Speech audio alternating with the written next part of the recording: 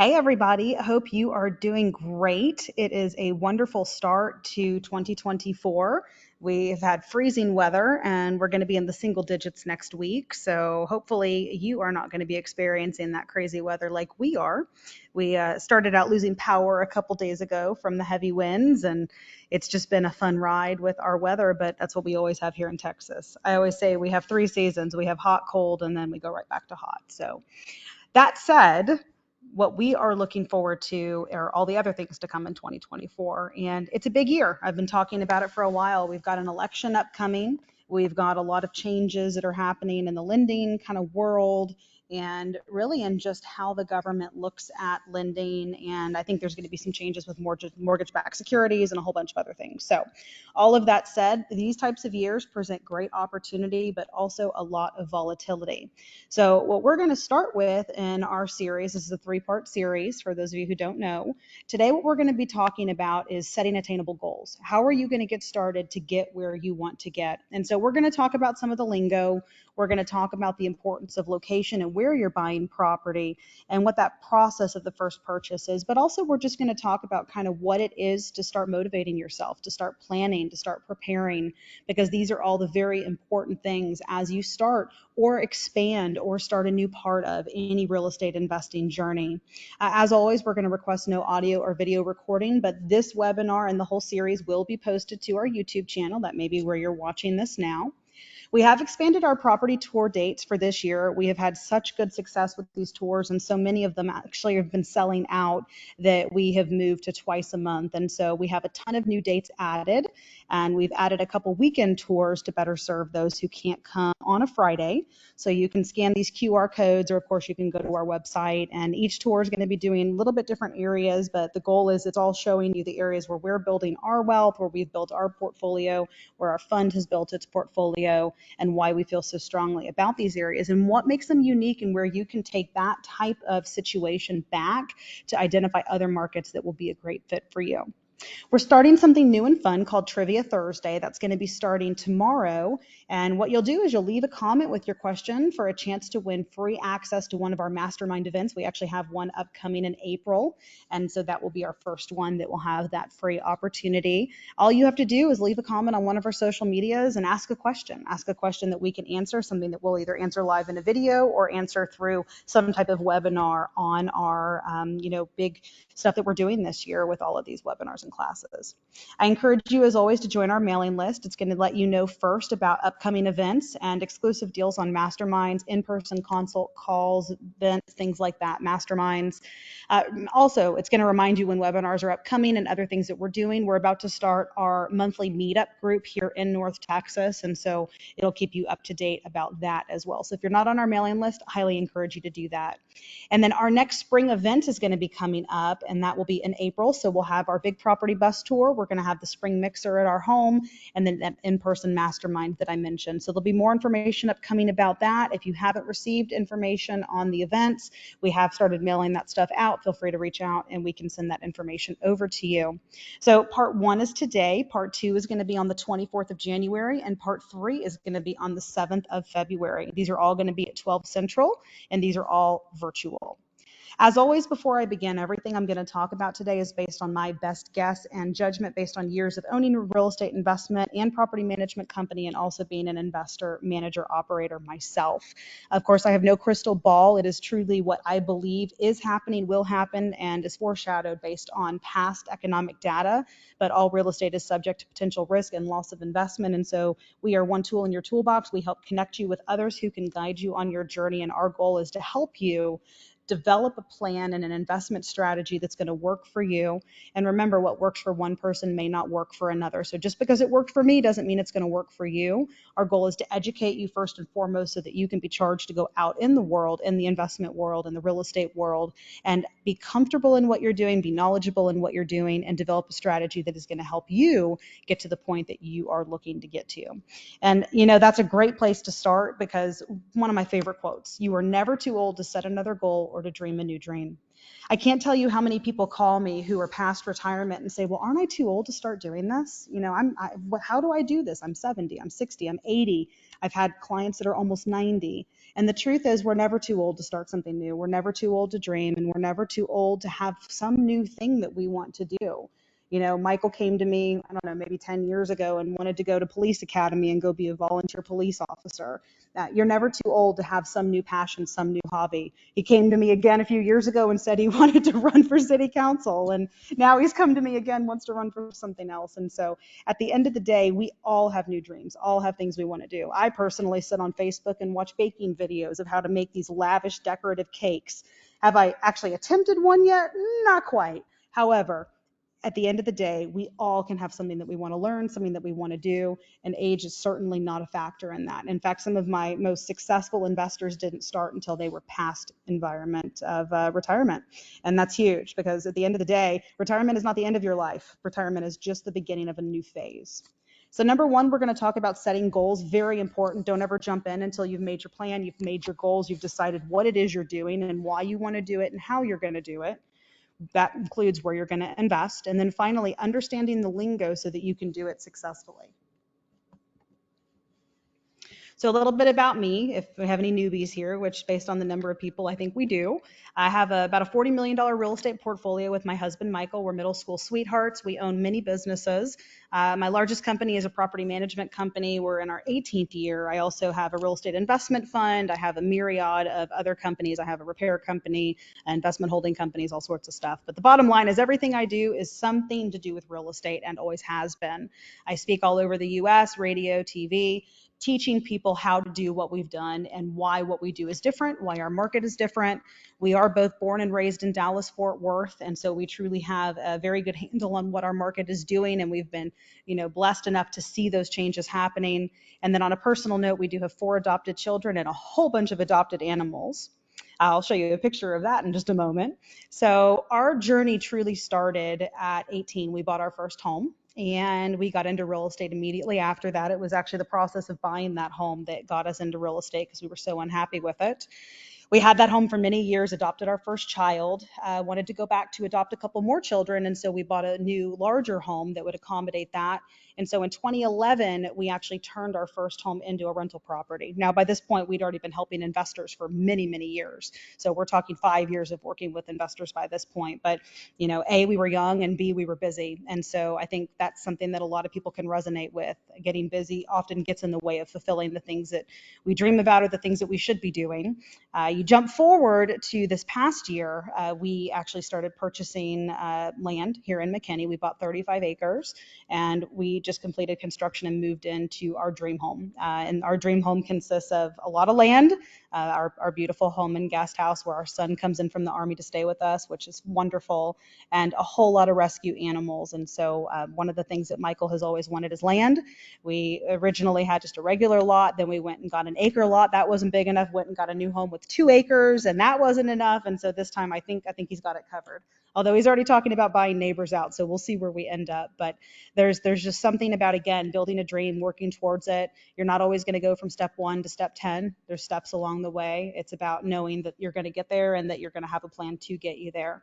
So what's happened along the way for us? We've had hundreds of transactions, millions and millions of dollars worth of real estate, mostly single family, multifamily homes. We've picked up a couple commercial properties along the way, but they were parts of packages. And so not really something I believe in, but I'm not going to turn up a good package because it has one property I don't like. I've done dozens of 1031 exchanges that we use to maximize our profits and keep going and do this on a larger scale. And this all really came into developing the Slaughter investing 2 to 6 year doubling process, which we started teaching early on in our career. But we didn't really start heavy investing for ourselves until 2017. And the question I get asked a lot is, well, what took you so long? You had all these people you retired, all these people you were doing this for, best market to be doing it, and why weren't you doing it? Well, the truth is we were just playing Monopoly. And at the end of the day, I think most people are just playing Monopoly. We live our financial lives like the game. We roll the dice, we collect our money as we pass go, and the wins and losses are just dependent on chance. At the end of the day, we were so busy raising kids, building a company and supporting what that was. Property management is a grueling profession. And it's just something that until you get to kind of this certain point where you can really not be working 80-hour weeks, there just isn't time. You're making everybody else money. And a lot of us look on the backside of it. We're like, well, where have we been? And so I had that epiphany one day. I tell the story. We used to go up to Oklahoma to the casino to gamble about once a month. And that was kind of our getaway because our phones wouldn't work there. So we knew our staff would take all the calls. And we were coming back one night from there, and I told Michael, this is stupid. We should just be putting this money into rentals. And I think we bought 5 properties within the next 3 months. So, everyone needs a different push to get started. And that was our push. And it was just kind of looking at the stupidity of, well, we have this free time, we should be doing it on that. But the bottom line is that we don't want you playing the Monopoly board, and certainly not forever. At the end of the day, our goal is to give you a different way to stay in control of the pieces. So the first step towards getting somewhere is to decide you're not going to stay where you are. I love this quote. Don't particularly love everything about the man behind it, but at the end of the day, the bottom line is that you have to make the decision that you are ready to make change. You have to make the decision that you are ready to move forward and do something different, do something bigger, that you have these goals, you have these dreams, and that's what you're working for. And so at the end of the day, what we're going to talk about is what type of goals are realistic and attainable, how the 2024 landscape is going to affect that journey, and then, of course, the first purchase or your next set of purchase, a full walkthrough of what that process looks like. So when we're setting goals, this is really important because a lot of people call me and they want to get rich or they want to build a big portfolio, but that's it. That's the end of their goals. And so when I work with my mentorship clients and I work with my clientele that, we're personally kind of helping on that journey, one of the first things I ask them is, what is your why? Why are you doing this? What are you hoping to obtain? And that really is what your goal is, right? Because the goal is the destination, but it's also why you're doing this. What is your journey going to be and what are you doing this for? And usually that answer is going to be family, freedom, flexibility, the big 3 F's. But at the end of the day, that's what you have to decide, what your particular goal is. For me, it was knowing that I had adopted these special needs kids and that I knew that I needed something in place for them that didn't require me to work in it, something that someone else could take over and run that wasn't me at the middle of it. Obviously, I'm young. I don't anticipate anything happening to me, but as a parent and certainly a parent of a special needs child, that is something that was front and center in my mind. So you want to set your goal, you want to make your plan, and then you're going to get to work. But it's not just getting to work, guys. You have to stick to it and make sure you reach that goal too. And sometimes you're going to shift the goal along the way. Sometimes you're going to have to tweak it and change it and take a little curveball because that's what life is. But once you get there, once you're at the end of it, if you had asked me 5 years ago if I thought I would be where I am, the answer would be an unequivocal no.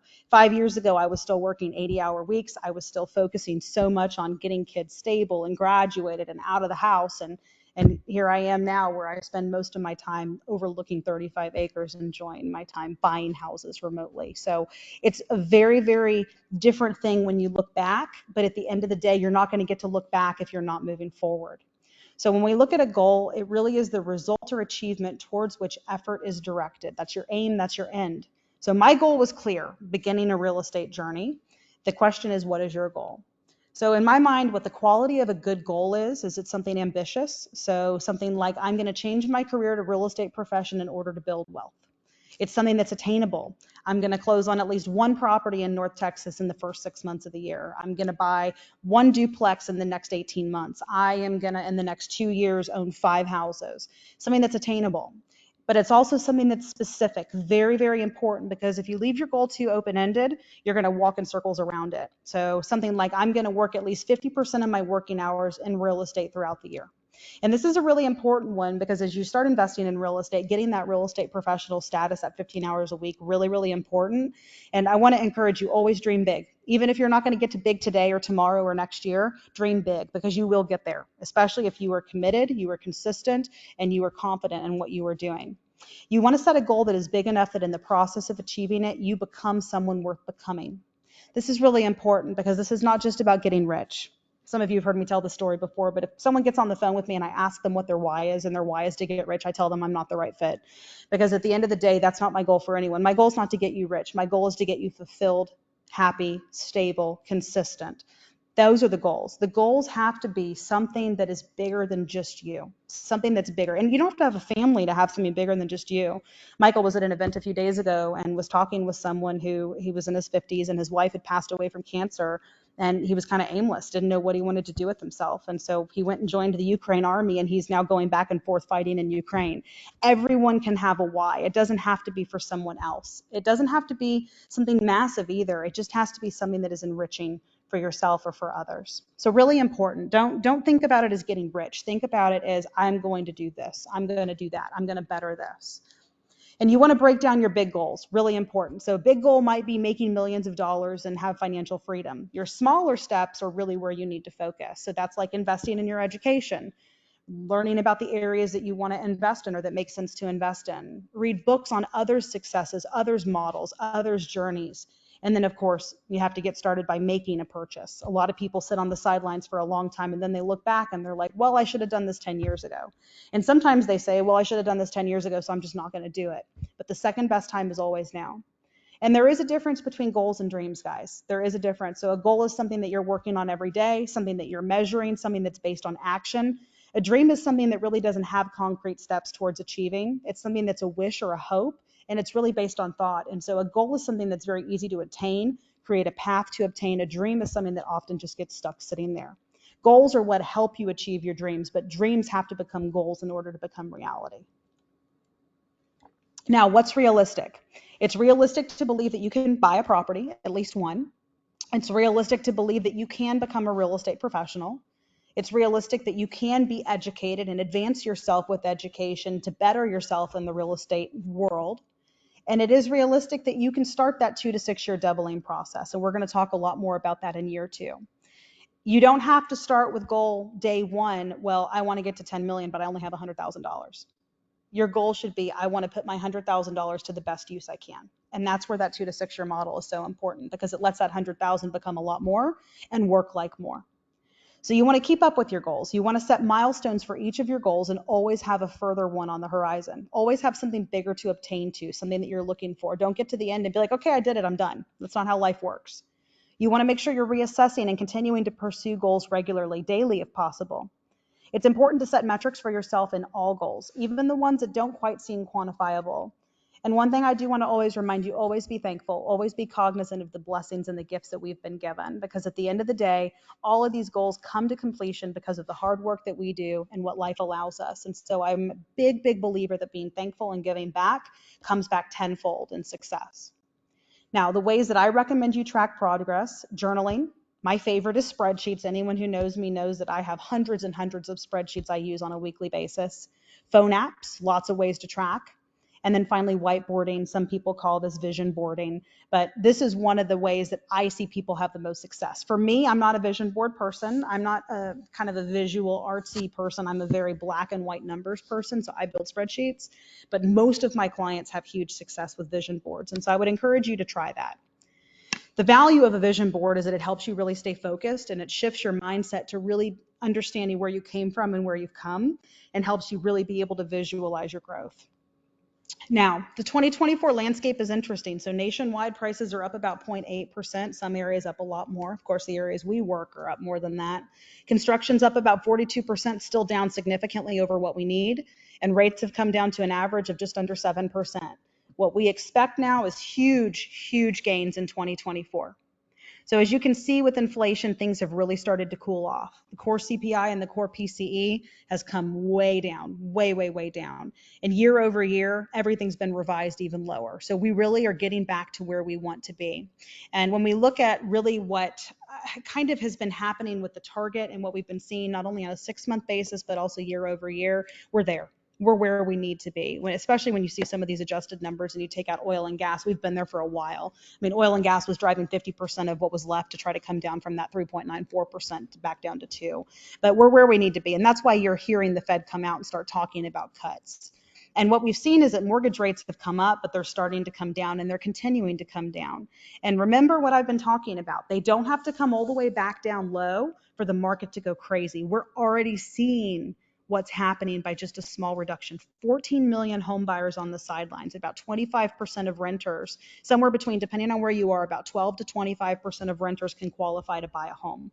And so that is really this kind of crisis that's coming, this looming housing issue that we have with a massive supply shortage. And when you look at what the experts are saying, you can see here your top 5 are all calling for just about the same thing: rate cuts. And in fact, I think that we're revising a lot of this even lower than where we started. And at the end of the day, the difference in mortgage payment makes a huge difference when the rate goes up. So at an 8% rate, a payment that would be $2,200, if it comes down just to 6.5%, drops below $1,900. Massive difference for these people, and a huge difference in rent affordability too. And so we're going to have a lot of changes this year, and these are things that you really need to be watching because it's going to make a difference in how the market shifts. Home sales forecast, everyone is predicting the same thing. We're going up. That 2024 Fannie Mae is a bit more bullish on it for new home sales, but everyone agrees that home sales are going to be going up, and similarly that prices are going to be going up. And of course, this is what we are expecting as well. Now, this is nationwide data. I think North Texas is going to be even more heightened than this. So the bottom line is we want cheers to a new year and a new chance to get it right. So the areas to invest in are one of the biggest things that you want to focus on right now. It's really important to understand why the market you choose makes such a difference and what sets market like Texoma apart from others, and how you can use publicly researched indicators to find the best boom or pre-boom markets. Just like you have big companies coming in, opening locations, Walmarts and Dollar Generals and all of these, they're using market metrics. You can do the same thing. They have specific market data and research that they're doing, albeit they're doing a lot more advanced and expensive research they're paying firms for. But at the end of the day, there are metrics that all of us use. You have to remember rule number one is there's no nationwide market. Hyperlocal research has to be your first step to any journey.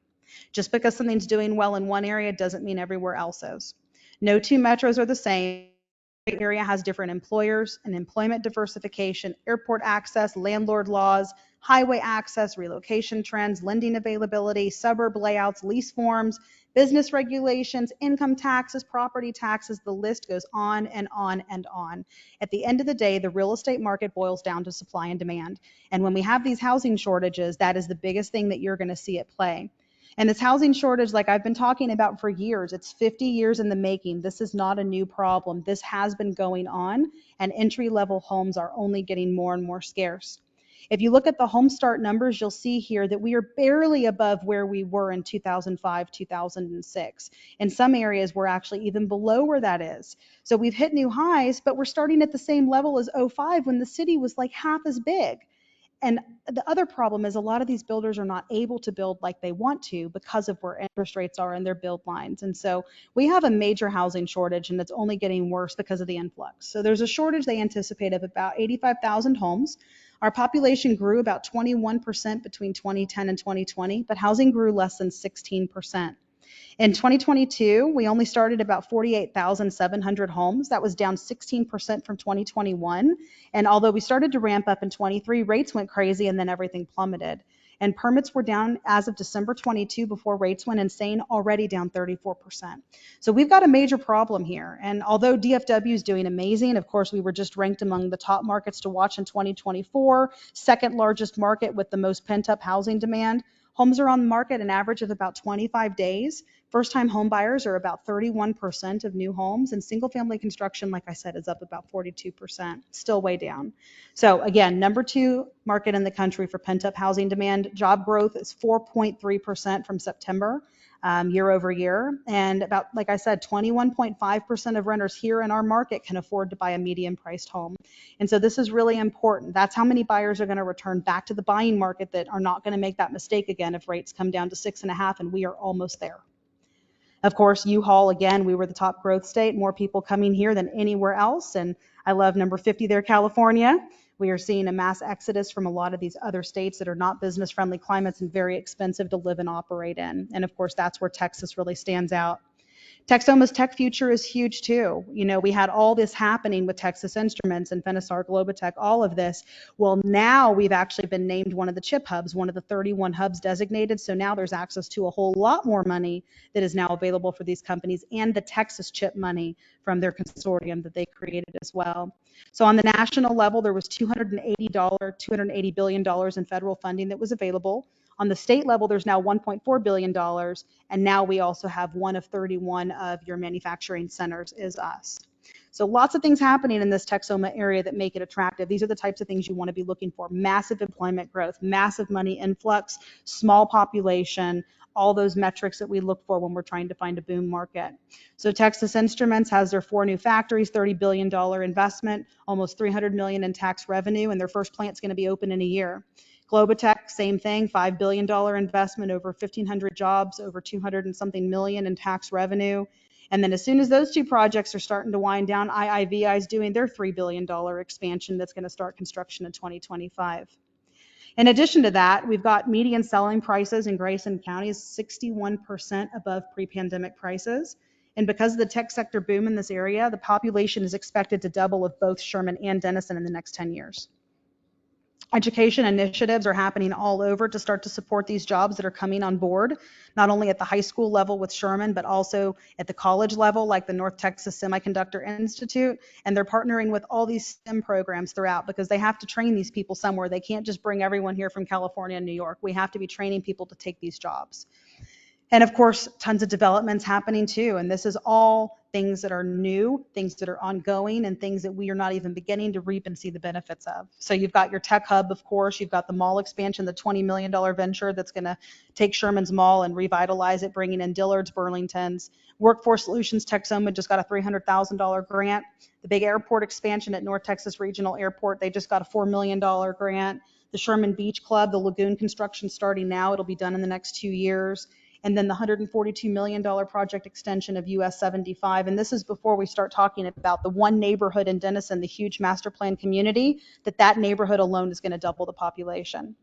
And then huge developments in Collin County, the county just to the south where you see all the news, Frisco, McKinney, all these areas that make headlines. You've got the $5 billion Collin Creek Mall redevelopment right by our new office, the 380 bypass project, the $3 billion for apartments, 75 and 121 with office buildings right by where I live.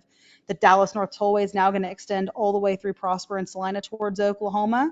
It's just incredible what is going on here. And when we're trying to determine what area to buy in, the suburbs always stand out. You look at the density here on the right and you'll see the darker the color, the more people are moving there.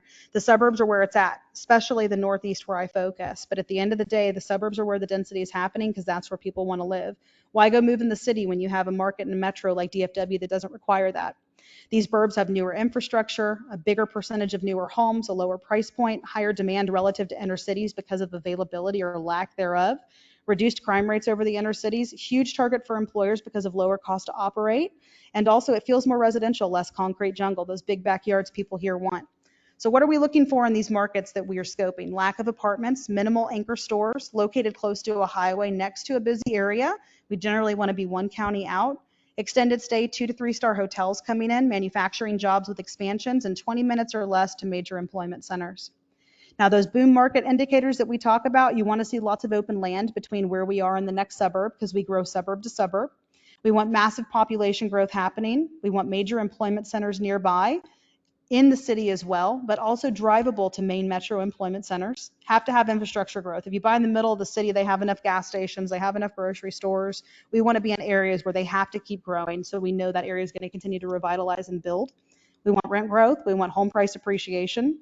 Needs to be drivable to major employment centers. And of course, it needs to be where there's not a lot of apartments that have come in, which that's easy because they pretty much all built in the real expensive areas because why would you build further out for less money when you can build closer in and make a fortune? The beginning is the most important part of the work, and that really is true. You want to understand the lingo, though, when you're starting. There's tons of acronyms and formulas used in real estate, lots of different ways to make money in real estate, and you want to make sure the team you're working with is versed in the model that you're doing and understands what your goals are, and they're investors themselves. This is just a sampling of some of the terminology that you're going to learn. As you continue to watch our webinars, we're going to teach you a lot of these, and I use a lot of them and try to explain them because sometimes I feel like I'm speaking a foreign language. I look at people when I'm doing consults or meeting with people, and when their eyes glaze over, I know that I need to take a step back and do some explanation. So those are great questions that you can put in there to help earn your free spot in our next mastermind. Now, really important when you're getting started or you're ramping back up more purchases that you understand credit and you're keeping in mind all the ways that you need to protect your credit and how it's going to be used. So you need to make sure, A, you have a high enough credit score because that's really important. You want to make sure your DTI is going to allow you to have the ability to pay. And then finally, you want to make sure if you're doing LLC finances that you've got everything in order. They're going to want a personal financial statement. They're going to want a P&L on any companies that you own. Generally, the paperwork is a little bit lower, but they're still going to want to see that good credit and good payment history. And just keep in mind, new loans will go on your credit and your personal name, and that can temporarily drop your score. Now, there's good debt and bad debt. So as you're trying to prepare to build your real estate journey, we want to make sure that you're only using good debt, debt that is making you money, like real estate loans. Student loans in a way do the same thing. Bad debt, credit card debt, consumer loans, that's where we want you to stay away from. Other qualifications are things you're going to look at. And it's really important that you know lenders are going to use what's called a DTI, a debt to income ratio. So they're going to look at your monthly expenses divided by your income, and that's going to tell them your debt to income ratio. So make sure that you keep your expenses low. They're also going to want reserves. And so I know sometimes everyone's bank accounts get lower after the holidays. And so you want to make sure not only do you have to have enough for the down payment, but you need enough for some reserves, 3 to 6 months of payments. And you also want to make sure you have enough nest egg for a rainy day. So don't get discouraged if you don't have enough right now. You can focus on learning and educating and building your plan, building your goals while you work on saving up. The banks are going to require you to have those reserves, and the more properties you have, the more reserve that they're going to want. My recommendation is keeping 6 months of payments and reserves per property. And remember, when you're scoping properties, we only want to be using cash on cash returns. That's yearly net income divided by your equity, not down payment, it's equity, and that tells you your cash on cash return. And so anything that we're teaching, cash on cash return is what we talk about. And there are lots of ways that real estate make you money. It's not just rent income, and especially when interest rates are high and cash flow is a little bit lower, don't forget all the other ways it makes you money, because the other ways generally far exceed cash flow. Rent income, appreciation, your principal pay down on your mortgage, and the tax benefits. If you want to do passive investing, there's lots of ways you can do that. Syndications like our North Dallas fund that's about to close, there's about 4 weeks left there. That's a great opportunity to put money in and just get money coming back, not have to do anything. Active investing is where you're trying to build your own portfolio, you're buying it yourself, and it's aimed for goals of retirement or income supplement. And of course, right now is a great time to be doing both options. And as you look to these options, you want to make sure that you are building your dream team. So that's people like me, agents, builders, sellers, lenders, home inspectors, repair vendors, property managers, attorneys, CPAs. It goes on and on and on. That's your team, and we are here to help you build them. But if you're working in other areas, you need to build those yourself. Some of our contacts work nationwide, some of them don't. Great tools that you can use are tax records, realtor.com, mailing lists, Zillow, Rocket Homes, Facebook. These are all areas I get market research. I find off-market properties. We scope properties. We get to know people. We find places where we can educate ourselves. Facebook is great for news because it's going to show you stuff like the other things you're reading. And so it's really going to help you see news that's interesting to what you've been looking at. And then, of course, it all comes down to putting it all together in the first purchase. So that's setting your goals, find an area to invest in, and understand the lingo, and it just keeps going round. The first purchase, once you identify the area you want to buy in and what return you're ready to accept, that's when you're going to go build your team in the area. Don't find the team first and pick the market second. And then with that purchase, you want to make sure you're ready. If you're doing an LLC, it needs to be formed. You need to be pre-approved. You need to have your savings ready to go. You need to analyze deals until you're ready to find one that's going to meet your metrics that you want. And then work with your team to negotiate the deal and draft that contract. Once your offer is accepted, we're going to do due diligence and get that property inspected, get repairs made, negotiate those repairs. And then finally, once all of that is done, you're going to finish your loan, close, and that's when you're going to hire your property manager or begin self-managing it as a rental. And then you celebrate and set your next goal, or maybe that's just step one in the goals that you've already set. One of the great ways to come up with your goals and start your vision board is to set a consult call. I do those Monday through Friday. It's about $125 for a half hour. I promise you it's transformative if you've never done a consult call. It really is a way that we're going to dive into everything. There'll be some information you'll send me on the front end, and it certainly is something that I think has made a huge difference for a lot of people on their journey. And then for those of you that want a more hand-holding feel, really work as quickly as possible to build a portfolio, we do have our Elite membership, which is our mentorship program. This is Elite. There's less than 20 members allowed, and certainly something I can talk more in depth with you about if it's something that you are interested in. So again, I want to remind you, part 2 is going to be January 24th. That's at 12 o'clock. And then we're going to be talking about there the 2 to 6 year doubling process, when to use your 1031 exchanges, and how we use leveraging as an advantage with where the market and rates are right now.